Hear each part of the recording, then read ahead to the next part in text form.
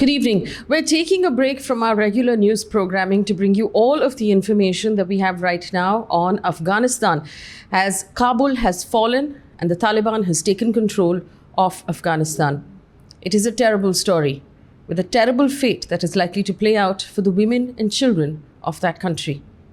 Before I take you into the details of what has played out over the last 24 hours, just to give you a quick recap of what we have so far and how this actually happened. Now, you'll remember after the attacks in New York in 9/11, where it turned out that the Al-Qaeda who were responsible for that attack was actually being harbored by the Taliban.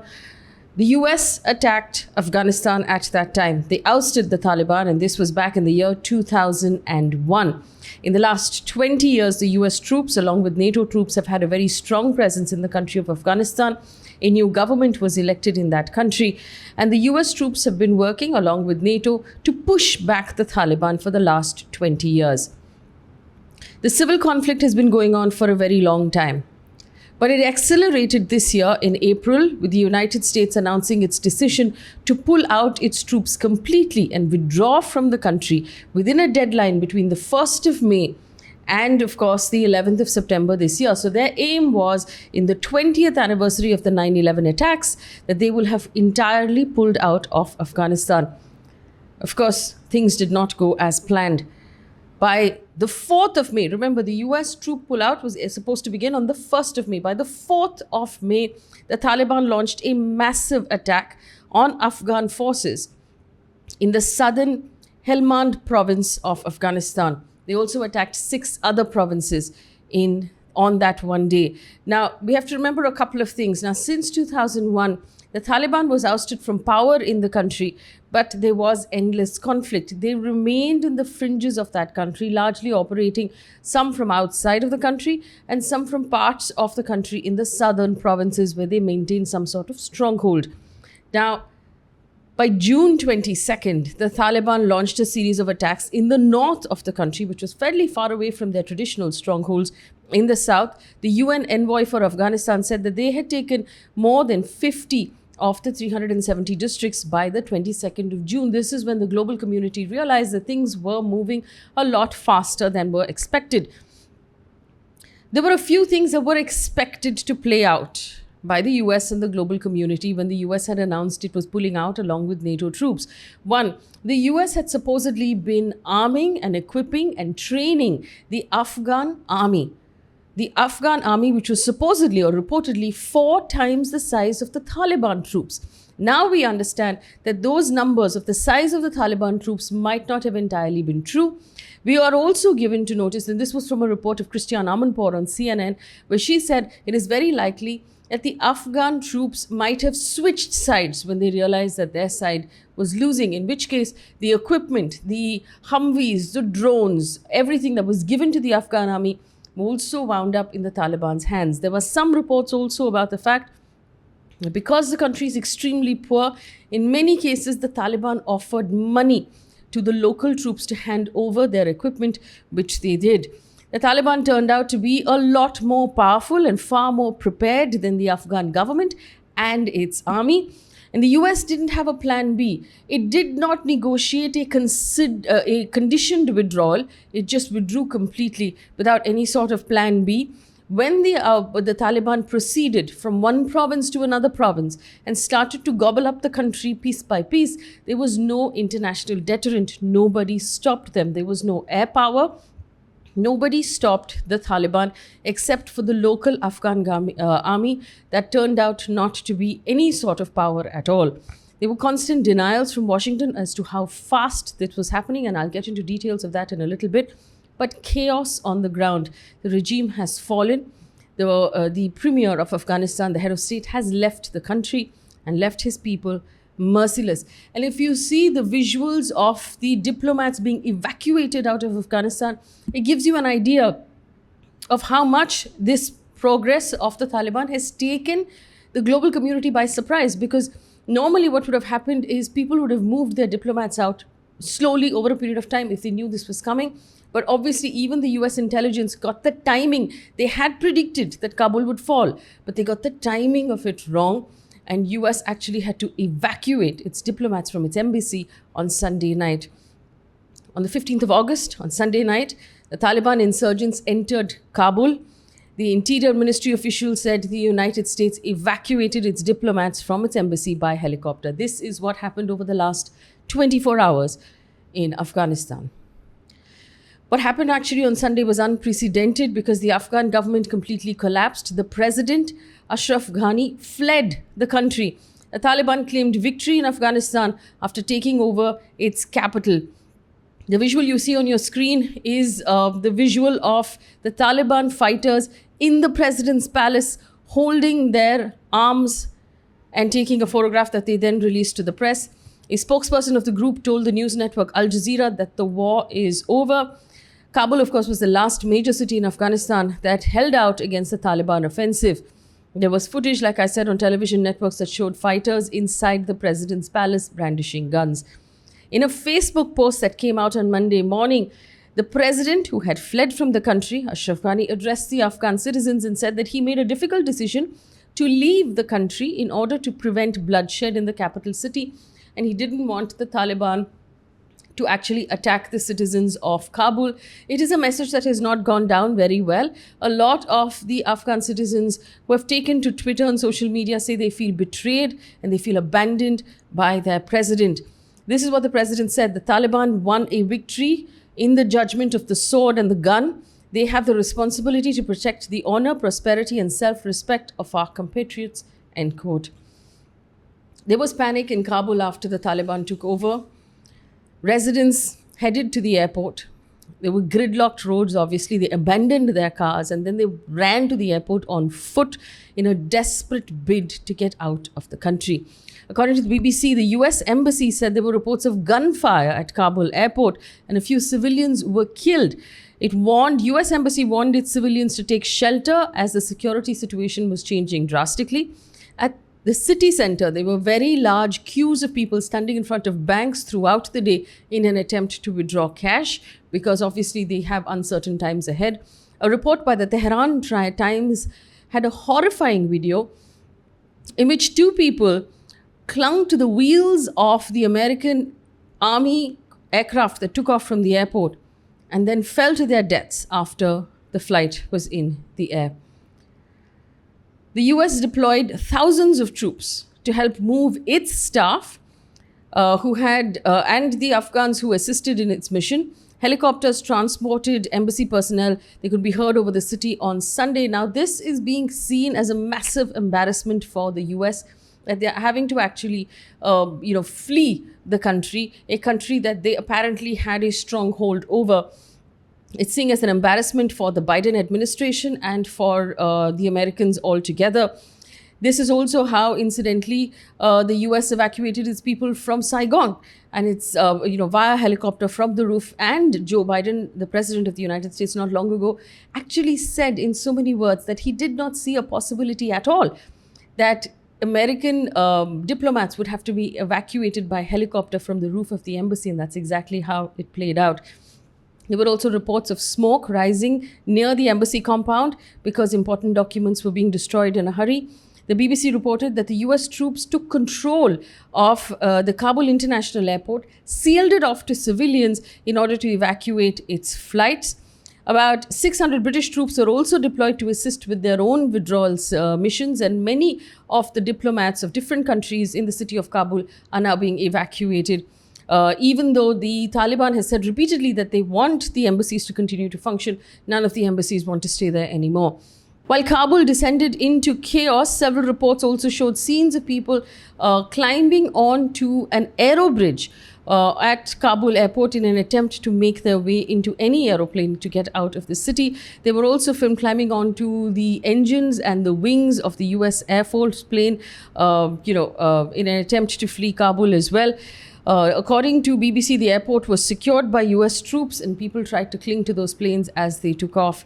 The Afghanistan Aviation Authority on Monday said the airport was now closed and had been released to the military and advised all airlines to avoid its air corridors, prompting major airlines to divert its flights now. According to NDTV, no flights can operate from Kabul airport now as the airspace has now been closed. According to the Hindustan Times, a special flight operated by the Indian Air Force landed in Kabul to bring back stranded Indians, including the embassy staff. According to people familiar with the developments, the country's airspace has been closed though, but military evacuations are still being carried out with the help of US forces still stationed at Kabul airport.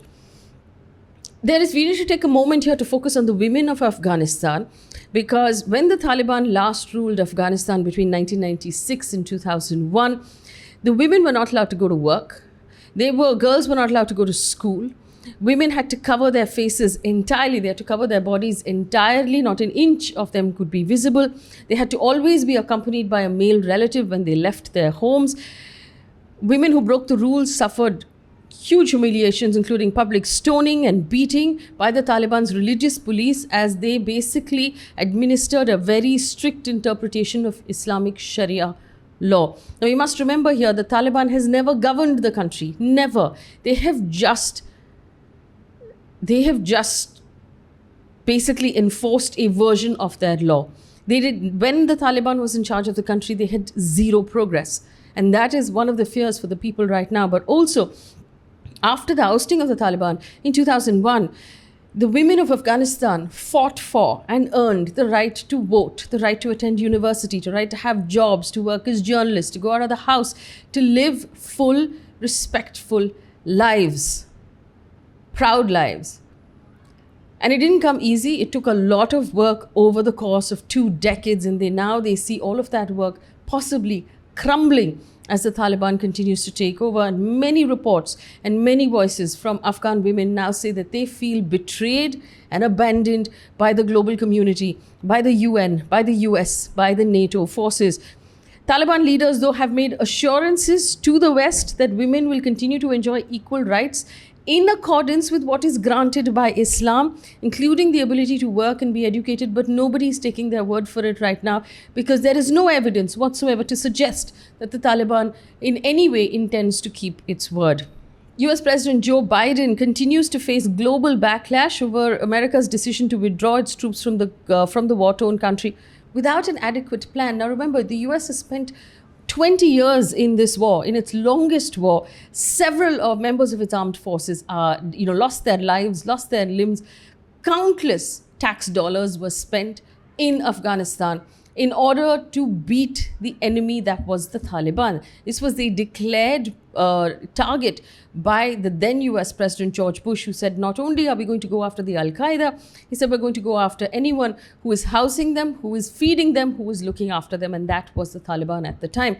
And now the US has left the country 20 years later, right before the anniversary of September 11th, and the Taliban has come back to power. There is a deep sense of failure with this decision. According to ANI, scores of Afghan nationals gathered outside the White House today shouting slogans saying, "Biden, you betrayed us. Biden, you are responsible." The protesters also decried the Taliban's actions back home and said the Afghanistan citizens did not deserve any of this. A joint statement on Sunday, the Pentagon and the State Department said that US will expand its presence over the next 48 hours at Kabul airport with 6,000 troops in order to facilitate the evacuation of American citizens and locally employed staff and families. No, but in a statement, the US Senate Minority Leader, which is their version of the opposition, Mitch McConnell, said a proud superpower has been reduced to hoping that the Taliban will not interfere in our efforts to flee Afghanistan. Terrorists and major competitors like China are watching the embarrassment of a superpower laid low, end quote. You remember, like I was telling you, on the 8th of July this year, President Joe Biden dismissed the question asked to him by the press that the Taliban would take over Afghanistan with ease after the US pulled out. He said, and I quote, "The likelihood that there is going to be a Taliban overrunning everything, owning the whole country, is highly unlikely." He went on to say, "We did not go to Afghanistan to nation build.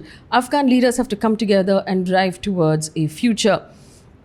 In the meantime, there are some countries that are offering refuge to citizens of Afghanistan who are now trying to flee. Albanian president has said that the country is ready to temporarily host hundreds of refugees bound for the United States.